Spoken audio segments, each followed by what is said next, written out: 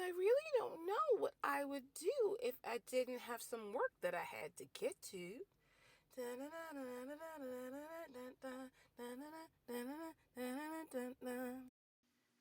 Hello, hello, hello. Good evening. This is Shirley Crawford, back again as your host of WorkHardAholics. I am also the owner of Second Chance Consulting and the executive director of the Women's Business Center RVA, happily located at 1510 Willow Lawn Drive, Suite 100, directly across the street from Willow Lawn. I look at the Kroger every single day outside of my window. Although, as you can tell from my background, I'm not there right now, which is probably a good thing considering that it's almost 8 o'clock on a Sunday evening. But I was determined that I will keep my word that every single weekend I will bring you an episode of WorkHardAholics. And so, for those of you who are here for the first time, welcome. We are glad to have you one and all. And for those of you returning, welcome back to your tribe. We're still here for you. And we'd love to hear from you. If you have a small business question, a concern, a thought, a quote, something you'd like to share, or potentially, because soon we'll start interviewing, if you're a workaholic and want to share your story, then drop me a line at shirley@wbcrva.com. That's shirley@wbcrva.com. Woo!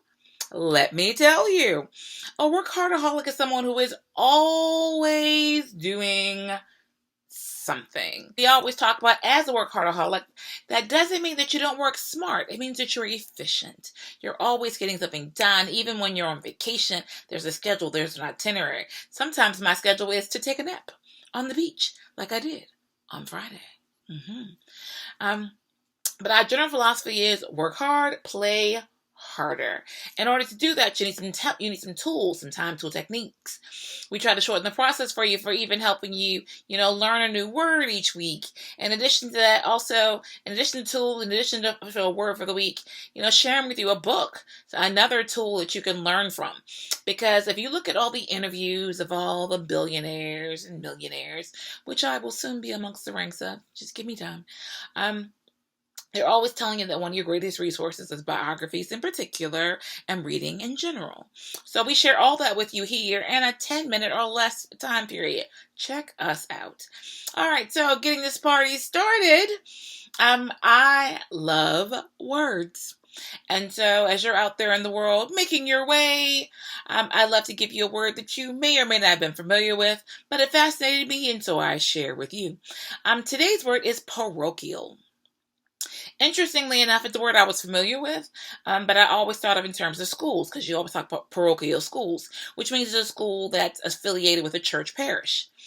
But then I was looking at some other literature and was talking about parochialism, and it wasn't speaking about with regards to schools. And so I was curious to know exactly what the terminology was referring to. And parochialism, or parochial, normally refers to narrow-minded, of a limited scope. And so it made me think, not to get all political on you, but it made me think about the fact that oftentimes when things are referencing any type of religious scope, there's always this slur on it, like it's negative. And so the fact that a parochial school is basically being called a narrow-minded or closed-minded, if you look at some of the thesaurus synonyms, I find that very interesting. A little offensive, truth be told, but very interesting. But anyway, the word is parochial. Feel free to use it in a sentence. Yeah, choose how you use it wisely, but there you go. Parochial. And so, also speaking about, I was very excited this week. I always go back and look over my books, partially because I'm moving. Whoop. Whoop, yeah. So I'm preparing to move, and so packing up slowly. I don't know where I'm moving to. Don't get it confused.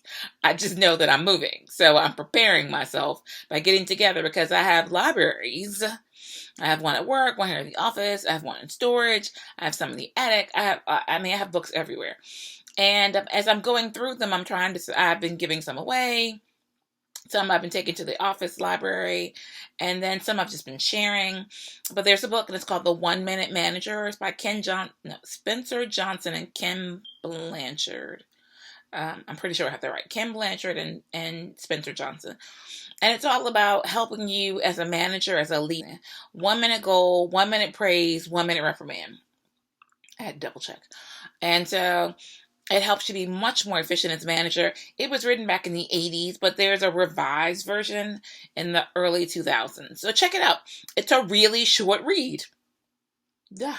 How about the 1 minute manager being a really short read? Kudos to them for making that happen. All right, so that's the book it moment. And on that note, speaking of the time tool technique, trying to be efficient and tie everything in together, when you read the 1 minute manager, it gives you just that. It gives you several tools on how to be more efficient, like even in the 1 minute reprimand. And so I'm not going to tell it. Just go get the book. Work hard, play harder, because it's one of my favorite things to talk about. Because there are certain people who are given the same. One of the things I used to have a problem with when I was an employee is that I hated when people monitored my time. Because here's the deal.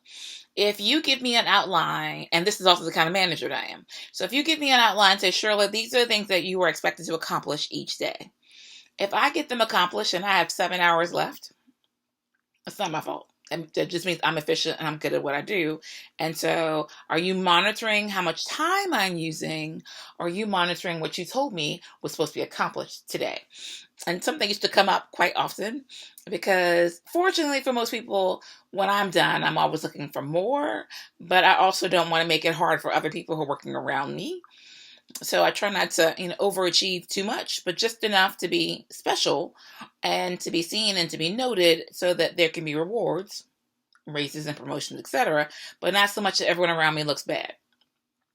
But that's part of being a workaholic. We have a different sense of how we get things done. So it's not always about the time. It's about our efficiency levels. And so that's why we're getting 50 million things done and you're getting 3 done if you're not a workaholic. But come join us. We'll try to help you. And so in that note of my work hard, play harder, this weekend I have played so hard and worked so much that even though it's 7:34 p.m. on Sunday evening, I am wiped out. I am tired.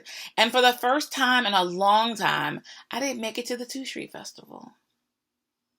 I feel like actual shame because I didn't make it. This is the first time, I don't know, over a decade. I don't know the last time I didn't go.